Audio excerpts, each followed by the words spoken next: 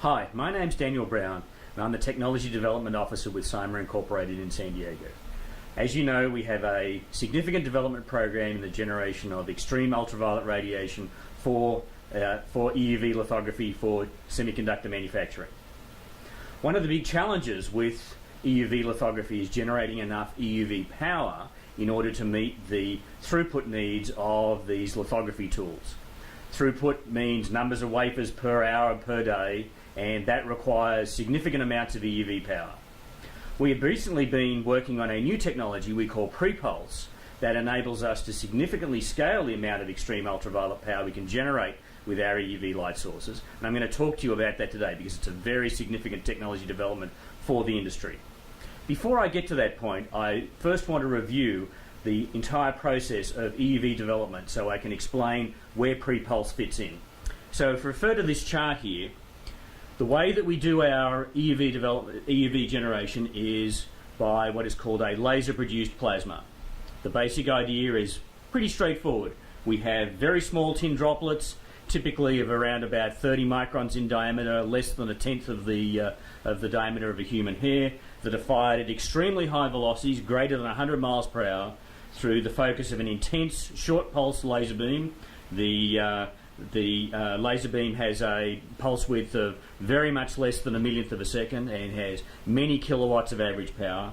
When the tin droplets go through that focus, they're hit by that pulsed laser light and they're obliterated in that process, generating a very hot plasma. It's like a little sun with a temperature well in excess of 500,000 degrees C, and that plasma generates a significant amount of extreme ultraviolet light, which we then collect and direct towards the silicon exposing apparatus, the lithography stepper.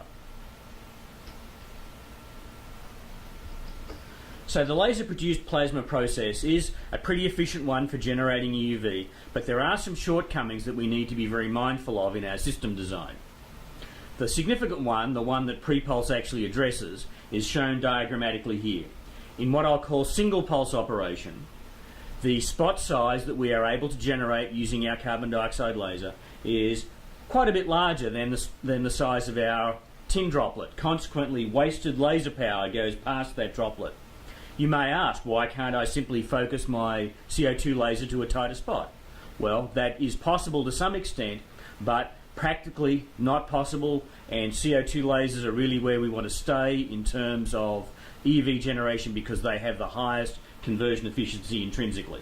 So, to the rescue comes the notion of pre-pulse.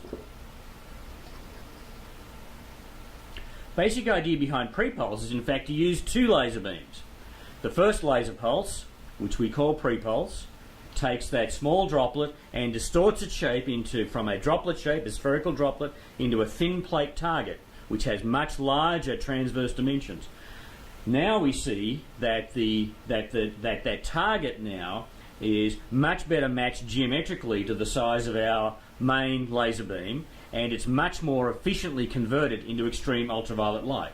So using this approach of two laser beams, droplet, changing its shape into a flat plate target, and then turning that into our little sun that generates EUV is much more efficient than the single pulse operation that I indicated before. So this is the magic of pre-pulse. Basically it's important because it's our way of scaling EUV power in order to meet high volume manufacturing needs for the semiconductor industry.